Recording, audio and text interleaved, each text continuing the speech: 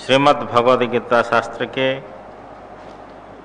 अक्षर ब्रह्मयुग नामक अष्टम अध्याय के कुछ श्लोकों का विचार चल रहा है। कल का जो पाठ हुआ उसका सारांश इस प्रकार है कि भगवान ने कहा जो अक्षर तत्व है, वेद विद्वान जिसको अक्षर शब्द से कहते हैं, वितराग सन्यासी जन जिसमें प्रवेश करते हैं ज्ञान प्राप्त करके और जिसको जानने की इच्छा करते हुए नैष्ठिक ब्रह्मचर्य लोग ब्रह्मचर्य पालन करते हैं, उस पद को तुम्हारे लिए संक्षेप से बोलूँगा। ओंकार की उपासना भगवान ने बतलाई। उसी ओंकार की उपासना का जो फल है उसको यहाँ कहा गया है। उपासना का आकार तो इस प्रकार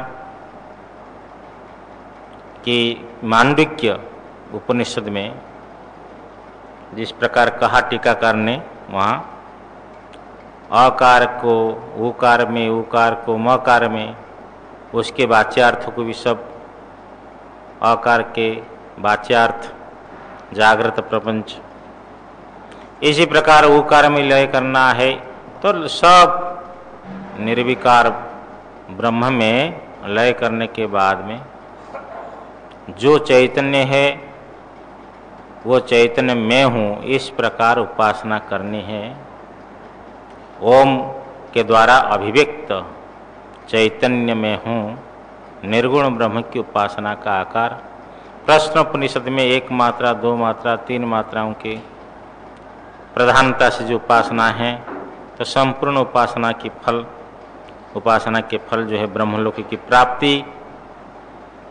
तो मृत्यु के समय में योगी, ये तो कहा, मैं संक्षेप से कहूँगा, तो उसको कहा कि सब द्वारों को संयम करके, मन को हृदय में निरोध करके, अपने प्राण को मूर्धा में स्थापन करके और ओम इत्येकाक्षर ब्रह्म का स्मरण करते हुए, उच्चारण करते हुए, मुझे स्मरण करते हुए जो शरीर को छोड़ता हुआ प्रयाण करता है वो परमागति को प्राप्त करता है। फिर भगवान को प्राप्ति करने के लिए दूसरा साधन अनन्य चित्त भाव से जो निरंतर और दीर्घ काल पर्यंत स्मरण करता है, उसके लिए भगवान सुलभ हो जाते हैं और भगवान की सुलभता से पुनर्जन्म की प्राप्ति नहीं होती है। और ब्रह्मलोक पर्यंत जितने लोक है, ब्रह्मलोक सहित जितने लोक है, सब के सब पुनरावर्तन बार बार होने वाले हैं, होने वाले नष्ट होने वाले, होने वाले नष्ट होने वाले। पर और उसमें जो अवस्थित होते हैं, तो जिसको ज्ञान नहीं हुआ उनके भी जन्म अवसंभावी है। परंतु हे कुंती नंदन, मुझे प्राप्त करके पुनर्जन्म नहीं होता, यहाँ तक हो गया था। आगे देखिए 17वां श्लोक से, सहस्र युग पर्यंतम हरयत ब्रह्मणो विदुः रात्रिम युग सहस्रांतम तेहो रात्र विदो जनाः। नित्य प्रलय, नैमित्तिक प्रलय, प्राकृत प्रलय और आत्यंतिक प्रलय, इनकी चर्चा कल हुई है। वर्तमान जो प्रसंग चल रहा है ये नैमित्तिक प्रलय है। तो ब्रह्मा का जो एक दिन है, सहस्र युग, युग शब्द से यहाँ चतुर्युग समझना चाहिए। 1000 चतुर्युग पर्यंत जिस दिन में समय हो, यद अह जो दिन है वह ब्रह्मा का दिन है, इस प्रकार ब्रह्मणो विदुः, ब्रह्मा के दिन को जानते हैं। कौन जानते हैं? ते अहोरात्र विदो जनाः विदुः। ये दिन रात को जानने वाले, काल संख्या को जानने वाले उनके विद्वान जानते हैं। ऐसा मनुष्य जो है अहोरात्र विदो जनाः, ते अहोरात्र विदो जना, वे जो है दिन रात को जानने वाले मनुष्य सहस्र युग पर्यंत जिस दिन में ये समय हो, उस दिन को ब्रह्मा के दिन रूप से जानते हैं। रात्रिम युग सहस्रांताम च विदुः, और जिस रात में 1000 चतुर्युग पर्यंत समय आ जावे, उस रात्रि को ब्रह्मा की रात्रि के रूप में ये अहोरात्र विदो जनाः विदुः जानते हैं। अर्थात ये लोग ऐसा समझते हैं कि ऐसा काल संख्याविद कि 1000 चतुर्युग पर्यंत समय जो है ब्रह्मा का दिन है भावार्थ, और 1000 चतुर्युग पर्यंत समय जो है ब्रह्मा की रात है। प्रजापति के दिन होने पर और रात्रि होने पर जो होता है तो उसको समझना है। अब रही बात है कि जो ब्रह्मा है तो उनकी भी एक नियत समय है, समय पर ब्रह्मलोक का नाश हो जाता है। आत्मा को छोड़ करके सभी विनाशी है, इसलिए नियत यत एव काल परिच्छिन्नास्ते अतः पुनरावर्तिनो लोकाः।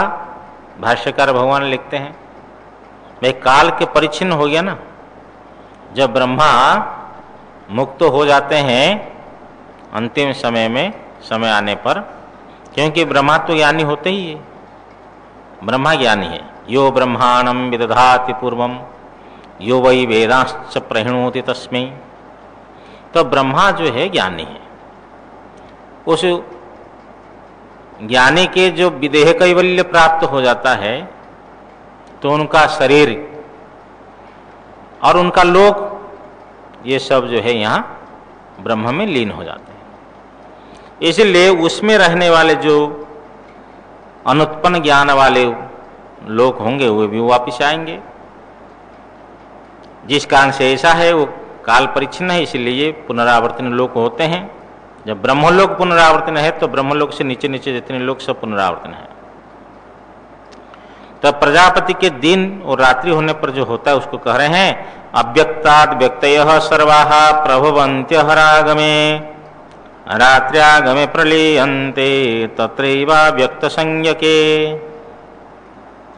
अव्यक्तात् प्रजापति के स्वप्न अवस्था से, प्रजापति के अज्ञान से, सर्वाः व्यक्तयः अहर आगमे प्रभवन्ति, प्रजापति के दिन आने पर। देखो मूल में ब्रह्म शब्द आया और भाष्य में प्रजापति शब्द लिख रहे हैं तो एक ही है, वाच्यार्थ है एक ही, समझना चाहिए। तो अव्यक्त से माने प्रजापति की अव्यक्त अवस्था से जब प्रजापति का दिन आने पर सर्वाः व्यक्तयः प्रभवन्ति, सब प्रजाएं प्रकट, सब प्रजाएं उत्पन्न होती हैं। स्थावर जंगम लक्षण जितनी प्रजाएं सब प्रभवन्ति माने अभिव्यक्त होते हैं। रात्र्यागमे प्रलीयन्ते तत्रैव व्यक्त संज्ञके। जब प्रजापति की रात्रि आती है तो रात्रि आने पर तत्रैव अव्यक्त संज्ञके, उस अव्यक्त संज्ञा में ही अर्थात प्रजापति के अज्ञान में ही स्वप्न अवस्था में ही सर्वाः व्यक्तयः प्रलीयन्ते, सब प्रजाएं लीन हो जाती हैं। तो दिन आने पर उत्पत्ति और रात्रि आने पर प्रलय। तो ये ऐसा बहुत कब से चल रहा है।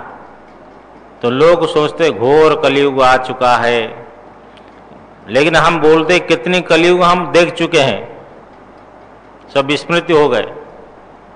अनंत कलयुग, और जब तक आत्म साक्षात्कार नहीं होगा तब तक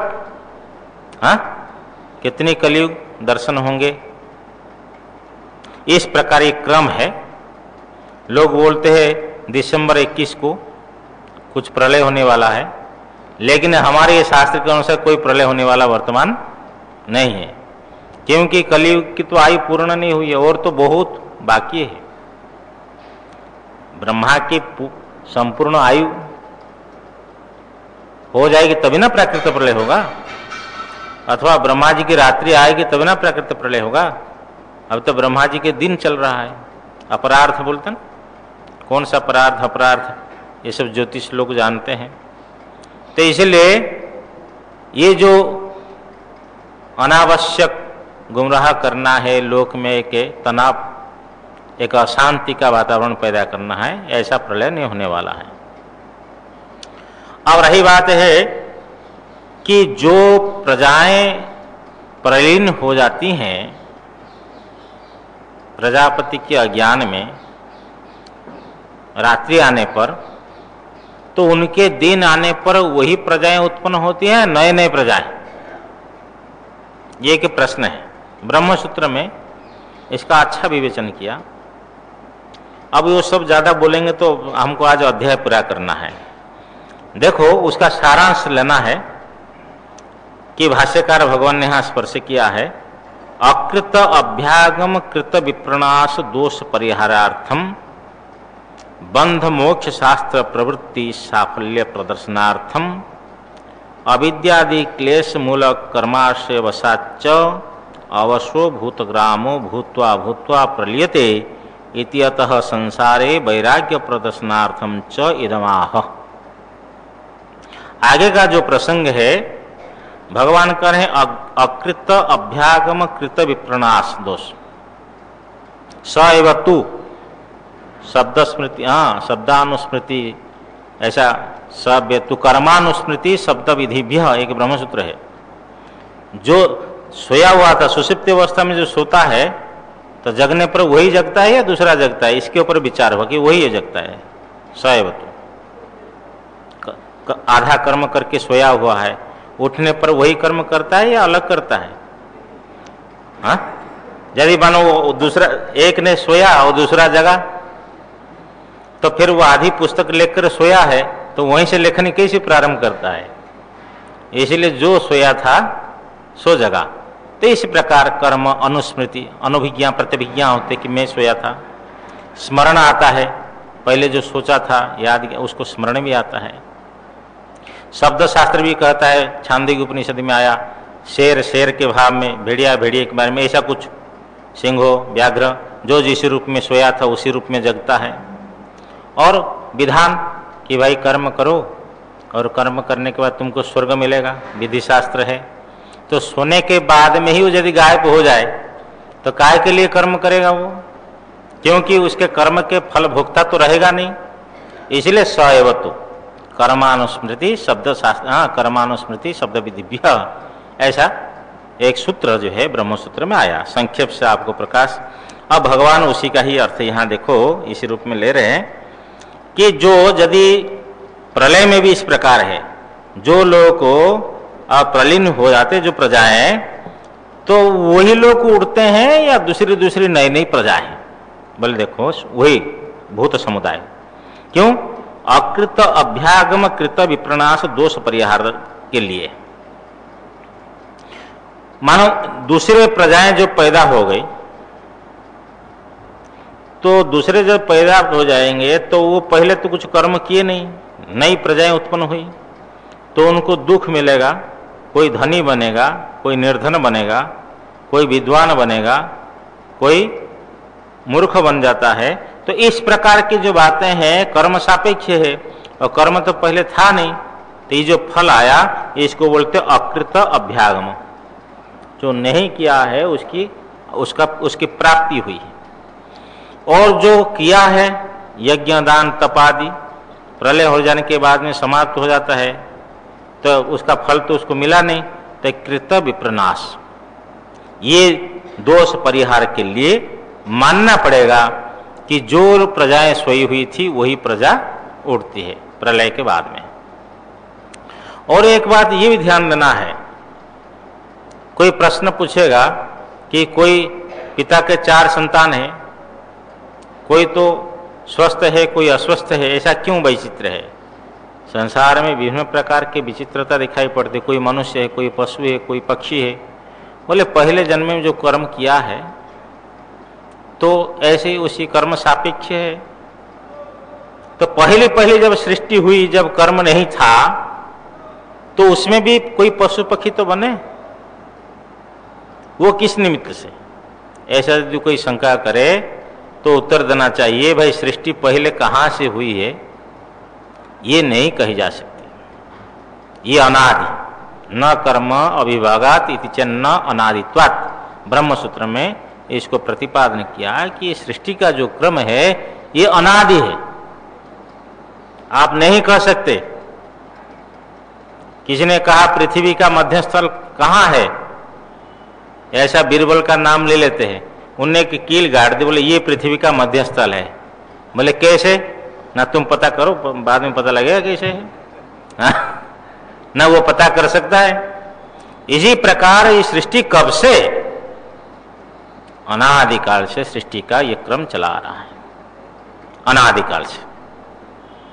देखो, एक तो अकृत अभ्यागम और कृत विप्रनाश दोष का परिहार करने के लिए और बंध मोक्ष शास्त्र प्रवृत्ति साफल्य प्रदर्शन के लिए, यदि प्रजाएं प्रलीन हो जाने के बाद में मुक्त हो जाती है, छूट जाते हैं, तो फिर ये शास्त्र का, ये मोक्ष शास्त्र है उपनिषद, ये कर्म शास्त्र बंधन शास्त्र है, ये कर्म करोगे तो इसका फल मिलेगा, ये मोक्ष शास्त्र का अध्ययन करोगे, चिंतन करोगे, ब्रह्म विद्या प्राप्त होगी और मुक्त हो जाएंगे, तो ये शास्त्र भी तो, हाँ, इसकी जो प्रवृत्ति, कर्म शास्त्र में प्रवृत्ति, मोक्ष शास्त्र में प्रवृत्ति, इसकी सफलता कब होगी? इसलिए मानना पड़ेगा कि नहीं, कि वही प्रजाएं सब पहले से जो थी, जो जाकर के लीन होती हैं और वही उत्पन्न होती है। अविद्यादि क्लेश मूलक, अविद्यादि क्लेश, अविद्या अस्मिता राग द्वेष अभिनिवेश, ऐसे क्लेश 5 मानते हैं योग सूत्र में। और आपने यहाँ अविद्या राग द्वेष ये सब ले सकते हैं। तो अविद्यादि क्लेश मूल, उससे होने वाला जो कर्माशय कर्म संस्कार है, तो इसमें भी राग द्वेष आगे 5 क्लेश से होने वाले जो कर्म संस्कार, और वो कर्म संस्कार से वशीभूत है जीवात्मा, कोई स्वतंत्र संसार में नहीं है परमात्मा को छोड़ करके। ज्ञानी हो गया तो हो गया बस, नहीं तो जो कर्माधीन है, कर्म के अधीन है, वो कर्मावश है। वो जो कर्म के वश से अस्वतंत्र हुआ, अवशो पराधीन हुआ, भूतग्राम, ये प्राणी समुदाय, भूत्वा भूत्वा प्रलीयते, ये बार बार हो करके फिर लीन होते हैं, ये भूत समुदाय होता है। इति अतः इससे भी संसारे वैराग्य प्रदर्शनार्थम च, और संसार में वैराग्य हो जाए, ये संसार में जीवात्मा की आसक्ति लगी हुई है और इसी में ही रमता है, वैराग्य हो जाए, इसके लिए आगे का प्रसंग है। भगवान बोल रहे हैं, भूतग्राम स एवायं भूत्वा भूत्वा प्रलीयते रात्र्यागमे वशः पार्थ प्रभवत्य हरागमे। हे पार्थ, स एवायं भूतग्राम, वही ही यह जो है भूत समुदाय, प्राणी समुदाय। कैसे प्राणी समुदाय? अवसह, अस्वतंत्र। स एवायं अवसह भूतग्राम, वही ही यह परतंत्र कर्मवश जो है प्राणी समुदाय, दिन आने पर, प्रजापति के दिन आने पर, भूत्वा भूत्वा, उनके प्रत्येक दिन में हो करके, रात्र्यागमे प्रलीयते, उनके प्रत्येक रात्रि आने पर लीन होता है। प्रभवती अहरागमे, फिर अहर आगमे, दिन आने पर प्रभवती भूत समुदाय उत्पन्न होता है। तो सृष्टि के आरंभ तो हम कह नहीं सकते, लेकिन सृष्टि में जितनी जीवात्मा है, कोई नई जीवात्मा पैदा नहीं होती। आप कहोगे कि हाँ, कि 1 करोड़ जीवात्मा मुक्त हो गए हैं, फिर और 1 करोड़ हो जाए, आपको कैसे लगता है? और पैदा होते हैं क्या जीवात्मा? होता है? हाँ या नहीं बोलना पड़ेगा। नहीं है, जीवात्मा नए नए पैदा नहीं होते, ये ध्यान रखना पड़ेगा। और भगवान ने ये कह दिया, बहवो ज्ञान तपस्या पुता मदभाव मागता। जीवात्मा जो है ये कल्पित भेद होने पर भी व्यवहार में बहुत जीवात्मा ज्ञान को प्राप्त करके मुक्त हो गए। तो आर्य समाज ये लोग बोलते हैं, बोलते जीवात्मा की आत्यंतिक मुक्ति नहीं होती है, कितनी हजार वर्ष कितने वर्ष तक वो प्रकृति में लीन उसी को मुक्ति मानते हैं। क्यों? बोले एक एक मुक्त हो जाएंगे तो संसार खाली हो जाएगा। तो उनको ये चिंता है कि संसार खाली ना हो जाए। उनका तृत्ववाद है कि प्रकृति सत्य है, ईश्वर सत्य है और जीवात्मा सत्य है। तो हमारे यहाँ वेदांत में तो एक जीववाद अनेक जीववाद।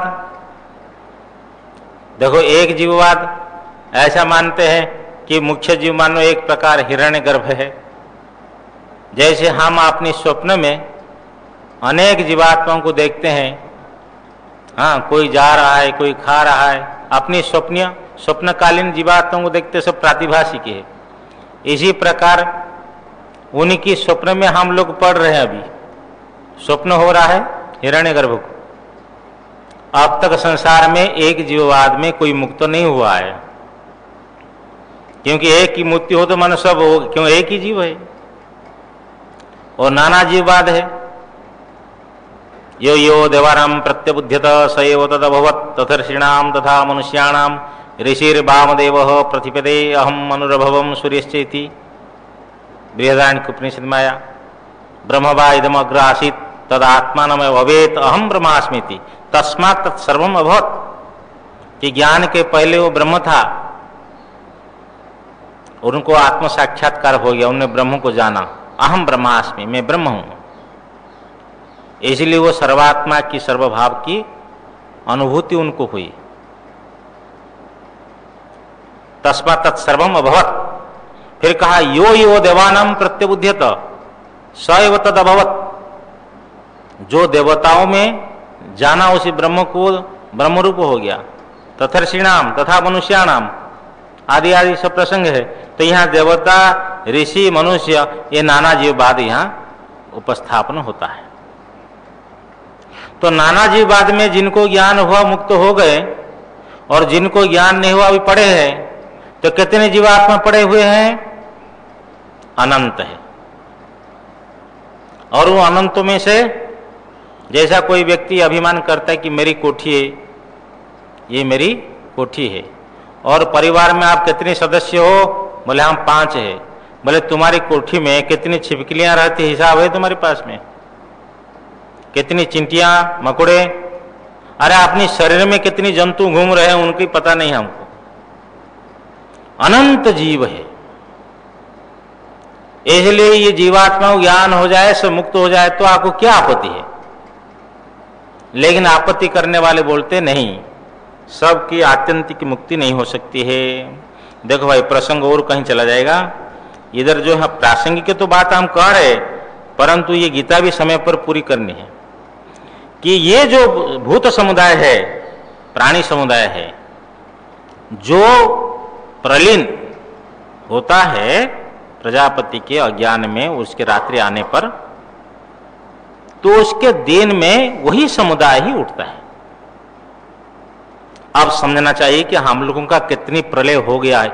इसलिए भगवान भाष्यकार कहते कि वैराग्य प्रदर्शन के लिए कि कितनी बार विचार करो कि कितने बार जन्म हुआ है और कितने बार फिर मृत्यु हुई है, प्रलय अवस्था प्राप्त हुई है, और जो सब पहले हुए हमारे संबंधी कहाँ चले गए, कितने धन कौड़ी साथ में थे कहाँ चले गए, जो नहीं थे वो हो जाते हैं और जो थे वो चले जाते हैं।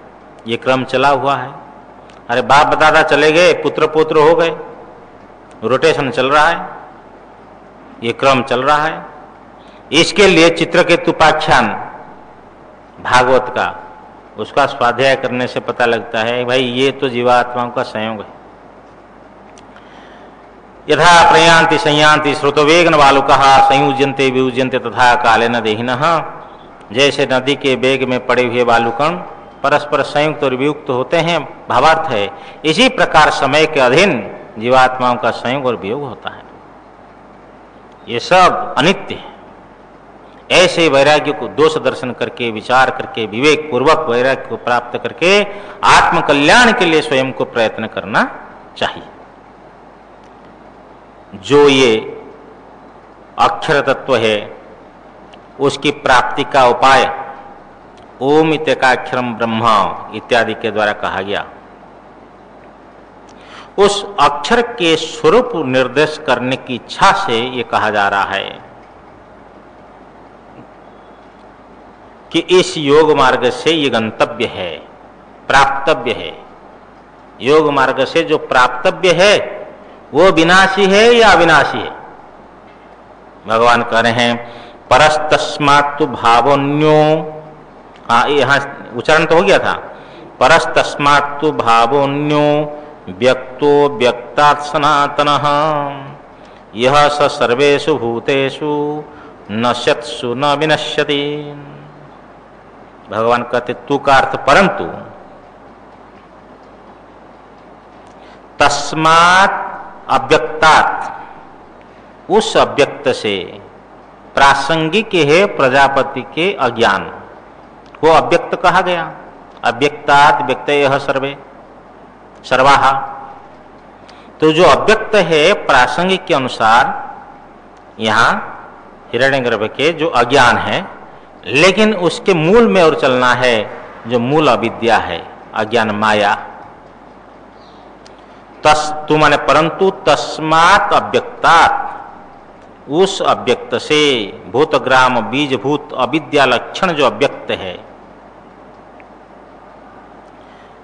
अन्यो सनातनः अव्यक्तो परः भावः, उस अज्ञान रूपी अव्यक्त से दूसरा जो है अन्य अव्यक्त, जो अन्य जो अव्यक्त है उस अव्यक्त से अन्य जो अव्यक्त है सनातन।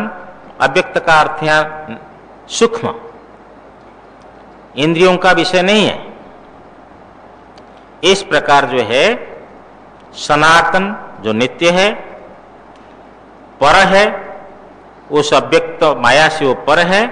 भाव, भाव का अर्थ है नीलकंठ टीका कर ले रहे सत्ता, जो माया को सत्ता प्रदान करने वाले। तो माया से अन्य जो अव्यक्त सनातन श्रेष्ठ सत्ता रूपी वस्तु है वो उससे विलक्षण है, माया से पर भी है, माया से विलक्षण है। यह स जो वह सर्वेषु भूतेषु नश्यत्सु, सर्वेषु नश्यत्सु भूतेषु, सब नष्ट हुए प्राणियों में,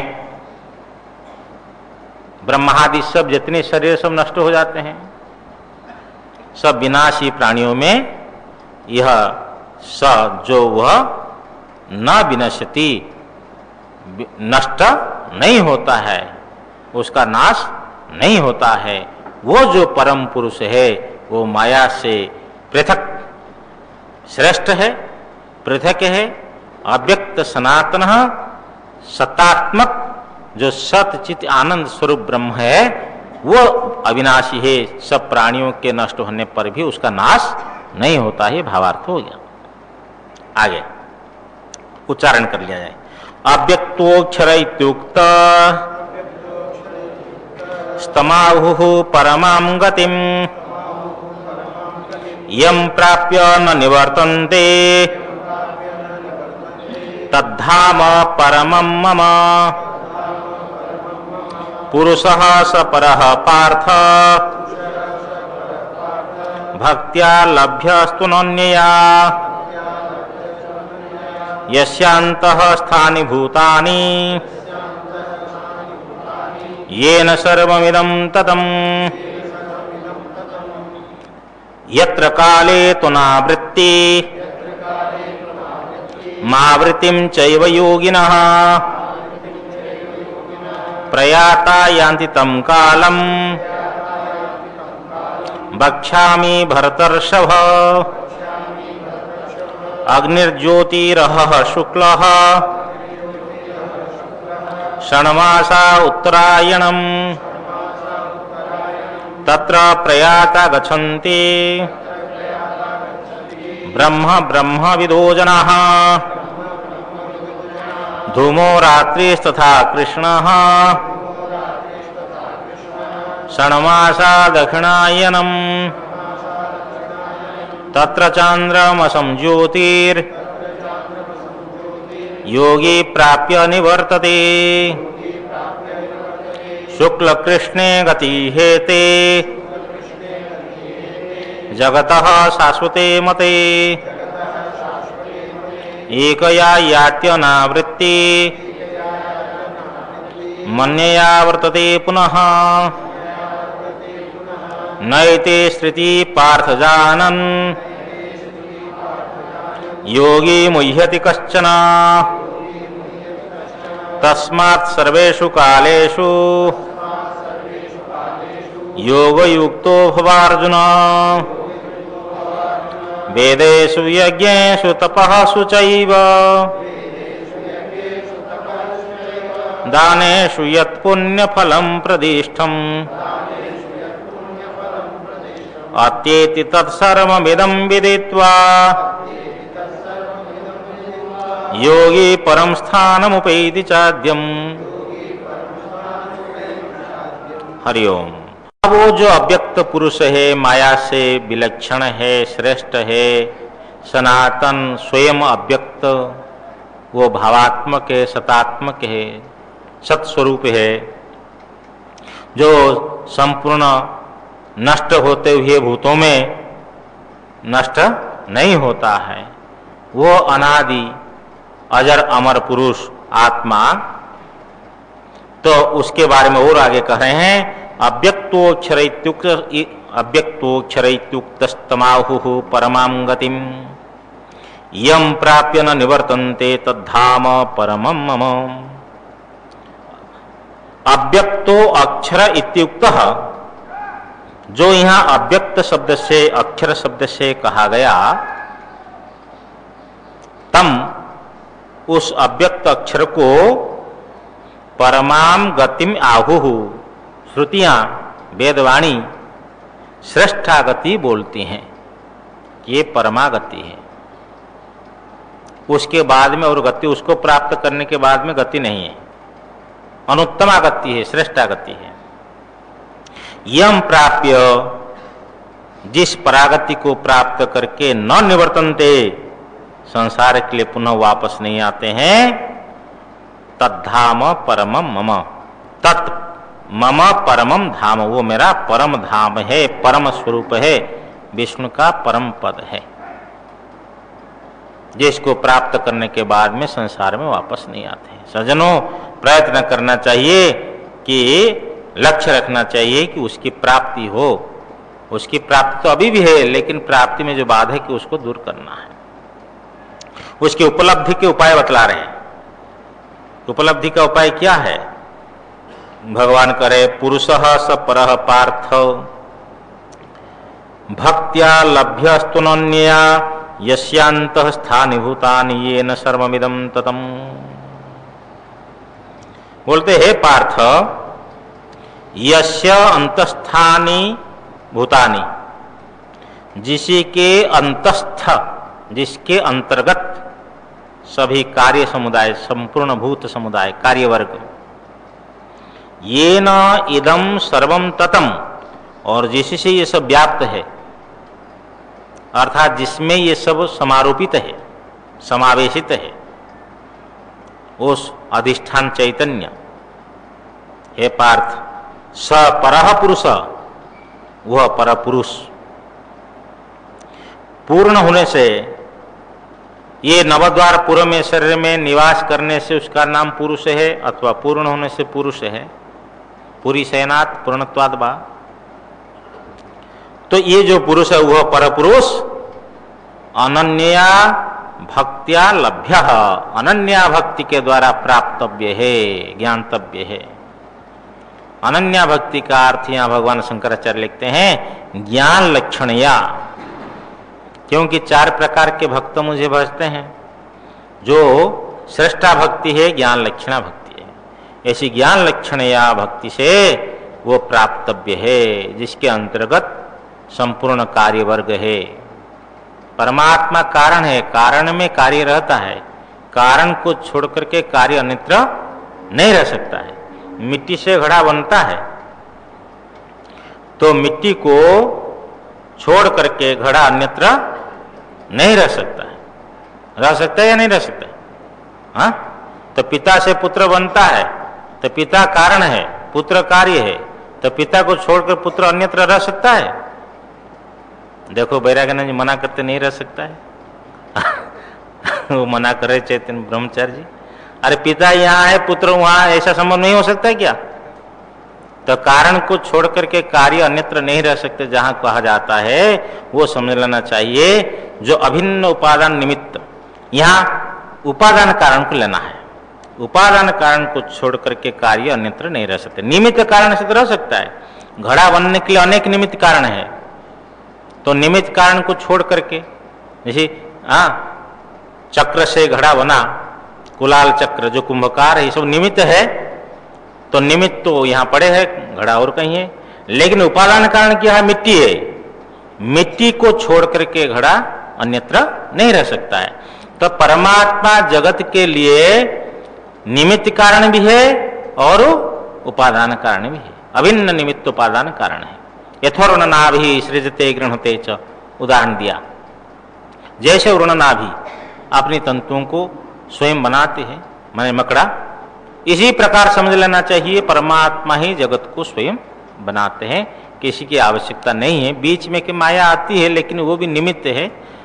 लेकिन मुख्य निमित्त परमात्मा, अभिन्न निमित्त उपादान कारण है। अब रही बात है, वो जो कारण है उस कारण में संपूर्ण कार्य जो है निहित है। इसलिए शांत स्थानी भूतानी कहा भगवान ने। और जिसके द्वारा सब व्याप्त है, अर्थात जिसमें सबके सब समावेशित है, आरोपित है, वो परब्रह्म ज्ञान लक्षणा भक्ति के द्वारा लभ्य है। प्रकृति जो योगियों का जो प्रणव आवेशित ब्रह्म बुद्धि वाले, जिनको कालांतर में मुक्ति मिलने वाली है, वो ब्रह्म की प्राप्ति के लिए उत्तरायण मार्ग कहना चाहिए। इसलिए यत्र काले ये जो प्रसंग आ रहा है, और विवक्षित अर्थ को समर्पण, विवक्षितार्थ समर्पणार्थम उच्यते। हाँ, जो आगे कहे जाने वाले अर्थ विवक्षित, उसके लिए समर्पण के लिए आगे का प्रसंग है। और आवृत्ति मार्ग का जो यहाँ उपन्यास हुआ है, अनावृत्ति मार्ग की स्तुति के लिए। 2 प्रकार मार्ग है, एक उत्तरायण मार्ग और एक दक्षिणायन मार्ग है। इसके पूरा प्रसंग में सुना देता हूं, फिर जो है आगे का प्रसंग चलेगा। जैसे एक उदाहरण हम देते हैं, जैसे किसी को ऑपरेशन थिएटर में ले लेते हैं, ऑपरेशन करा लेते, सुंघा देते हैं। उसके बाद में उस व्यक्ति को कुछ लोग वहाँ से बाहर निकालते, वहाँ पहुँचा देते हैं। वहाँ से कुछ लोग हो जाते, उस वार्ड से वहाँ तक ले जाते हैं। फिर वहाँ से कुछ लोग हो जाते होंगे, मानो किसी कमरे में ले गए, उनका जो रिजर्वेशन है। और जब बहुत समय के बाद में अपने होश संभालता है, तो वो सोचता है कि मैं कहाँ हूँ। एक हार्ट का ऑपरेशन जिसका वो ऐसा विचार मेरे को सुनाया कि स्वामी जी, कि जब मैं आँख खोली तो मुझे लगा कि मैं कहाँ हूँ। बस इतना हम समझ जाते हैं। कई बार हम लोग सोते हैं, उठने के बाद निर्णय नहीं कर पाते कि कहाँ सोए हैं। ऐसा होता है। तो इसी प्रकार कि ये संसार से जो ज्ञानी है, उसके प्राण का तो उत्क्रमण होते नहीं, ज्ञानी को तो कहीं आना जाना नहीं है। लेकिन और सबके सब मरते हैं। अब रही बात है कि मृत्यु के समय में जो योगी है, उनका जो प्राण है, सूक्ष्म शरीर है, सब मरते समय में सबके सब जो है मूर्छित हो जाते हैं। उनका इंद्रिय ग्राम पिंडित हो जाता है। आगे जो प्राप्त होने वाला है, उसको हृदय से ही यहाँ गति प्राप्त होती है, सभी ज्ञान भवती, बृहदारण्यक उपनिषद में आया। उनका नाड़ी का अग्रभाग प्रद्योतन होता है, प्रकाश होता है, अर्थात उसमें उनको ज्ञान होता है कि अभी मेरे को ब्रह्मलोक जाना है अथवा कहाँ जाना है। इतना ज्ञान हो जाने के बाद में अथवा हमको बिल्ली बनना है, चूहा बनना है, जो भी उसका एक आकार आता है, फिर जीवात्मा उस समय उसी आकार को पकड़ करके तादात्म्य करके फिर वो मूर्छित हो जाता है। मूर्छित हो जाने के बाद में जो लोग उत्तरायण मार्ग में जाने वाले हैं उनको भगवान के द्वारा पहले से ही नियुक्ति है उनकी, वो ले जाने वाले हैं।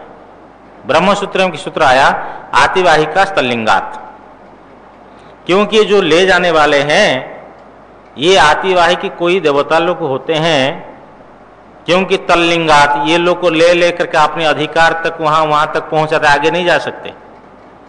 जैसे आपने यहाँ से कि लेटर छोड़ दिया तमिलनाडु के किसी गांव के लिए, ये लोग दिल्ली तक पहुंचा दिए, मानो दिल्ली वाले आगे चेन्नई तक पहुंचा दिए, वहां वाले आगे, जैसी व्यवस्था हो तो आजकल तो ट्रेन में छोड़ देते हैं। तो जैसे भी हो, तो प्रश्न है कि वहां प्रसंग ये है कि ऐसा जा जा करके वो जीवात्मा प्रजापति लोक तक चला जाता है। वहां से वो जीवात्मा मूर्छित है, उनको ले जा रहे आतिवाहिक, तो वहां जाने के बाद में प्रजापति लोक में फिर ब्रह्म लोक से एक आता है जो विराट लोक में अमानव पुरुष, तो वो अमानव पुरुष इनको ब्रह्म गमयति, ये उपासकों को ब्रह्म लोक में पहुंचाते हैं। यही लिंग है जो वहां से आकर के ले जाते हैं। इसीलिए ये जो मार्ग, जिस मार्ग में उत्तरायण मार्ग में योगी जाता है, वो कोई भोग भूमि नहीं है, कोई जड़ नहीं है, मार्ग नहीं, ले जाने वाले लोग हैं। तद अभिमानिनी देवता मानना पड़ेगा। ऐसा ब्रह्मसूत्र उभय व्यामोहातु तत्सिद्धे है, क्योंकि ये भी मूर्छित है और मार्ग भी जड़ है, फिर वहां पहुंचेगा कैसा? इसलिए ले जाने वाले ऐसा देवता लोग होते हैं, ऐसा ब्रह्मसूत्र में इन दोनों सूत्रों के द्वारा निर्णय हुआ चतुर्थ अध्याय में। इसी प्रकार दक्षिणायन मार्ग में जो जाते हैं वो भी मूर्छित हो जाते हैं। उनको आगे से आगे जो क्रम है वो देवता लोग लेकर के स्वर्ग तक पहुंचा देते हैं, वहां वो पहुंच जाता है। तो दो ये हो गए, ब्रह्म ज्ञानी को तो कहीं जाना आना है नहीं, और तीसरा जो है जायस्व मृयस्व, कि ये जो इन दोनों का अधिकारी नहीं है, उपासना नहीं की तो उत्तरायण मार्ग में नहीं जाएगा, और कर्म नहीं किया तो दक्षिणायन मार्ग में नहीं जाएगा, और इसलिए वो जन्म होना और जन्म हो और मरो, यहीं के यहीं सब इस प्रकार छांदोग्य उपनिषद। अब रही बात है कोई उपासक है तो वो रात्रि में भी मरता है तो भी दीन अभिमानी देवता उसको ले जाएंगे। दक्षिणायन भी प्राण छोड़े तो भी उत्तरायण अभिमानी देवता उसको ले जाएंगे, यदि वो योगी है, उपासक है। और यदि कर्मी है, वो दीन में भी प्राण छोड़े अथवा उत्तरायण में प्राण छोड़े तो भी उसको दक्षिणायन वाले धूम अभिमानी देवता लोग ले जाएंगे। जैसे लेटर बक्स से बहुत लेटर ले आते हैं, फिर डाल दे सेटिंग करते ना कि ये इसको जाएगा उसको जाएगा, इसी प्रकार इनके अधिकार को ले जाने वाले हैं। साथ साथ में और भी एक बात ध्यान देनी है, किसी के मन में ये प्रश्न उठ सकता है कि यदि दक्षिणायन में मरने पर भी योगी लोग उत्तरायण मार्ग को प्राप्त करते हैं तो भीष्म पितामह काल की प्रतीक्षा क्यों की? इसको भी भाष्यकार भगवान ने उठाया भाष्य में, वहां उसी प्रसंग में बोले ये इसलिए प्रतीक्षा की कि एक शिष्टाचार मात्र है, शिष्टाचार के लिए केवल प्रतीक्षा है, नहीं तो आवश्यकता नहीं थी। तो अब ये आगे का प्रसंग सब समझ में आ गया, अब केवल पंक्ति लगानी है। अब देखिए तो 23वां श्लोक देखिए, यत्र काले तुनावृत्तिम आवृत्तिम चैव योगिनः प्रयाता यान्ति तम कालम बक्ष्यामि भरतर्षभ। हे भरतर्षभ, हे भरतवंश में श्रेष्ठ, यत्र काले तू कहते अलग अलग विच्छेद करने के लिए, जिस समय में प्रयाता योगिनः योगी शब्द से उपासक उनको लेना है और कर्मियों को भी लेना है। इसलिए इसका दो विभाग करते हैं। यत्र काले, जिस समय में, प्रयाता योगिनः, प्रयात माने मरे हुए योगी लोग, अनावृत्तिम यान्ति, अनावृत्ति मार्ग को अनावृत्ति को प्राप्त करते हैं। अनावृत्तिम एव यान्ति, अनावृत्ति को ही प्राप्त करते हैं। च का अर्थ और, यत्र काले, जिस समय में, प्रयाता योगिनः, मरे हुए कर्मी लोग, आवृत्तिम यान्ति, आवृत्ति को प्राप्त करते हैं, तम कालम वक्ष्यामि, उस काल को कहूंगा। भगवान बोलते उस काल को बोलूंगा। हे भरतर्षभ, उसी काल को बोल रहे हैं। अग्निर्ज्योतिरः शुक्लः षण्मासा उत्तरायणम तत्र प्रयात गच्छन्ति ब्रह्म ब्रह्मविदो जनाः। बोलते हैं अग्नि और ज्योति, ये काल अभिमानिनी देवता समझना चाहिए। अग्नि अभिमानिनी देवता, अग्नि जो है काल अभिमानी देवता है, ज्योति भी काल अभिमानिनी देवता है। अथवा अग्नि ज्योति जैसे शून्य में आया देवता नहीं है, काल अभिमानिनी देवता नहीं है, ऐसे देवता है। तब तो फिर प्रश्न होगा कि यत्र काले, फिर काल शब्द भगवान ने कर रखा है। यदि काल अभिमानी देवता नहीं होंगे तो उसमें भाष्यकार एक रास्ता निकालते हैं। बोलते हैं देखो, कहीं आया हुआ है कि इति आम्र वनवत, कोई कहा भाई यहाँ जो है आम के जंगल है, तो आम के जंगल है, इसका अर्थ क्या दूसरे पेड़ नहीं है? तो आम के जंगल माने उसमें आम के पेड़ अधिक है। चंदन के जंगल, वे चंदन के पेड़ अधिक है, बाहुल्य है। इसी दृष्टि से यहाँ जो काल अभिमानी देवता बाहुल्य होने के कारण से यत्र काले भी पंक्ति लग जाएगी। यदि हम अग्नि और ज्योति को काल अभिमानी देवता के रूप से स्वीकार न करें तो भी। अब रही बात है कि अग्नि का और ज्योति दोनों काल अभिमानी देवता अथवा जैसा देवता हो।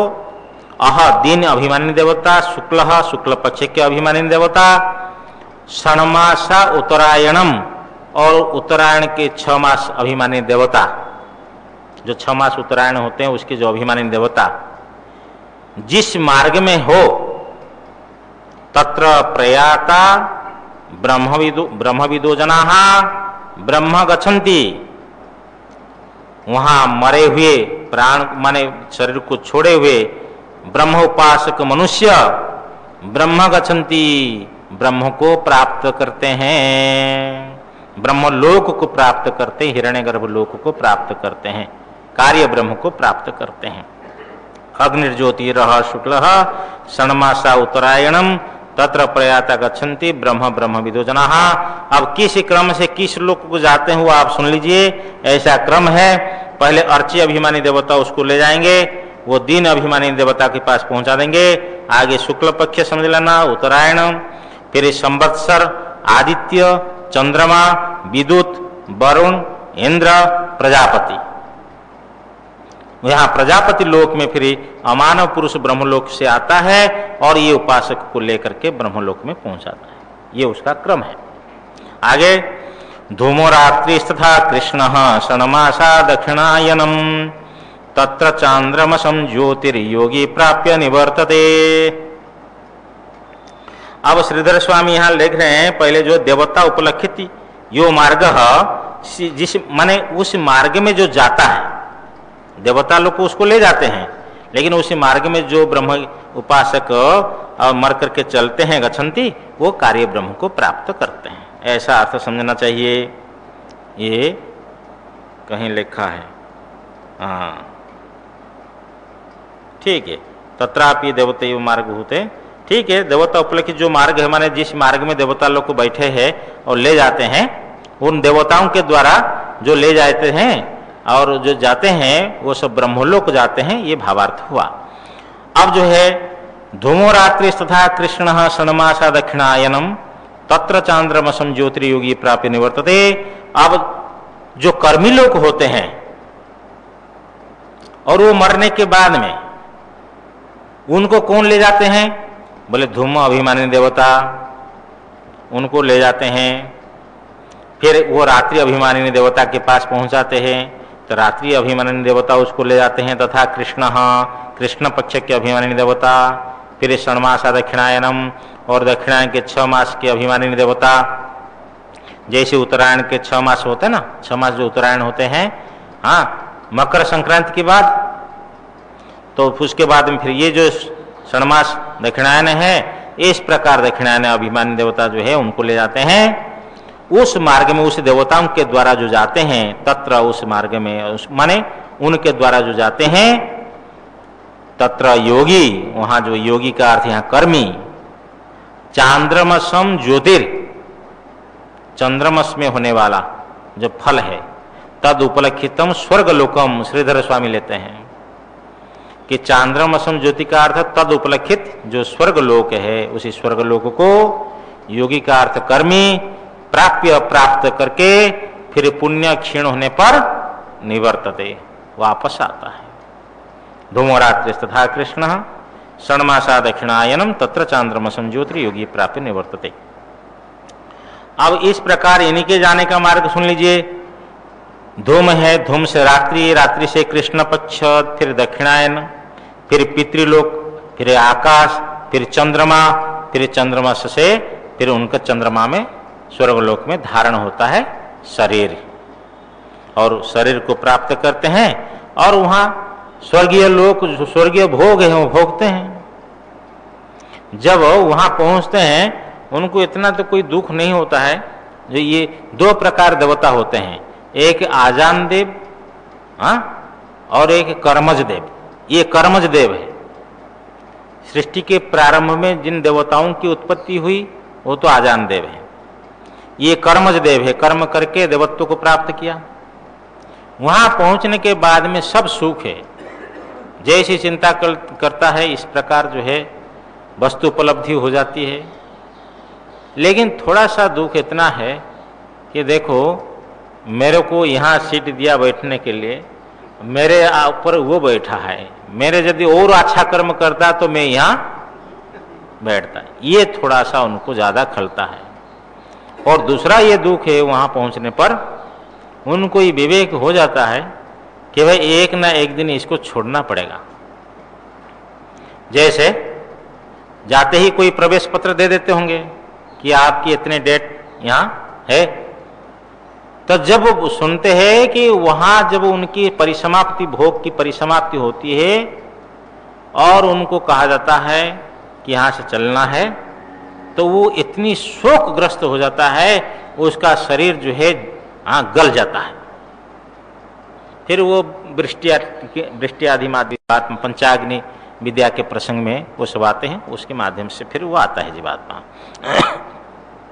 इस प्रकार जो है तत्र चांद्रमसम, वहाँ जो है कि उस मार्ग में गए हुए और उस देवताओं के द्वारा जो गए हुए कर्मी लोग, तो वहाँ तत्र चंद्रमसी, तत्र का अर्थ यहाँ चंद्रमसी लेना, उस मार्ग में गए हुए उस चंद्रमसी में, तत्र शब्द का अर्थ इन देवताओं के द्वारा जो चंद्रमा में गए, उस चंद्रमा में चांद्रमसम ज्योतिर अर्थात स्वर्गलोक को प्राप्त करके प्राप्य योगी निवर्तते, जो गया हुआ योगी वो वापस आते। एक वचन दिया है, जातु एक वचन भी कह सकते हैं कि एक का अर्थ समझ लेने पर सब हम समझ गए, सब योगी वहां से फिर वापस आते हैं। तो योगी उस मार्ग में गए हुए वहां चंद्रमा में और स्वर्ग लोक को भोग करके वापस आता है। शुक्ल कृष्णे गति हेते जगतः शाश्वते मते एकया यात्यनावृत्ति मनया वर्तते पुनः।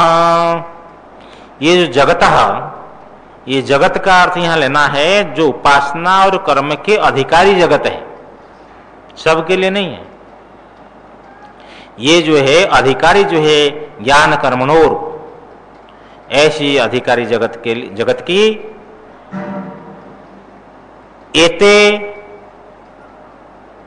शुक्ल कृष्णे गति ही शाश्वते मते, अधिकारी जगत के लिए ये जो है शुक्ल और कृष्ण दोनों गतियां ही नित्या मानी गई, शाश्वते मते नित्य मानी गई। एकया याति अनावृत्तिम, शुक्ल के माध्यम से, एक के माध्यम से अनावृत्ति को प्राप्त करता है, शुक्ला गति के द्वारा अनावृत्ति को प्राप्त करता है। अन्यया आवर्तते पुनः, और जो दूसरी है कृष्णा गति के द्वारा जो पुनः आवर्तन, पुनः लौटता है योगी, कर्मयोगी। इस प्रकार अनादिकाल से शाश्वत मानी गई है। शुक्ल कृष्ण गति हेते जगतः शाश्वते मते एकया याति अनावृत्ति मने आवर्तते पुनः गति। दो वचन है। नैते श्रुति पार्थ जानन योगी मुह्यति कश्चन तस्मात् सर्वेषु कालेषु योग युक्तो भवार्जुन। बोले हे पार्थ, एते श्रुति जानन, इन दोनों मार्गों को, दोनों गतियों को जानता हुआ कश्चन योगी, कोई भी योगी न मुह्यति, मोहित नहीं होता है। कोई भी योगी इन दोनों गतियों को जानता हुआ मोहित नहीं होता है। मोहित नहीं होता है का अर्थ क्या है?